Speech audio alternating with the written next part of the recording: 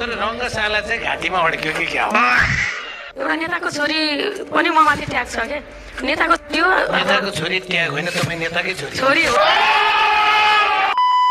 सदैव प्रश्न गर्ने अधिकार जनतालाई भएको कारण पनि त्यही हो। जे छ त्यसलाई एक्सेप्ट गर्ने। प्रश्न गरे पछाडि त फेरि जवाब आइहाल्छ के अरे उताबाट। कताबाट होला? तपाईँहरूको टाउको एकचोटि भन्नुहोस् त, म मेरो छोरो जयवीरको कसम खाएँ, म मेरो छोरो जयवीरको कसम भुटानी खाएर शरणार्थी प्रकरणमा 1 रुपियाँ पैसा खाएको छैन। भुटानी शरणार्थी प्रकरणमा 1 पैसा खाएको छैन। 2 करोड चाहिँ तपाईँले लिनुभयो भनेर त अडियो चाहिँ के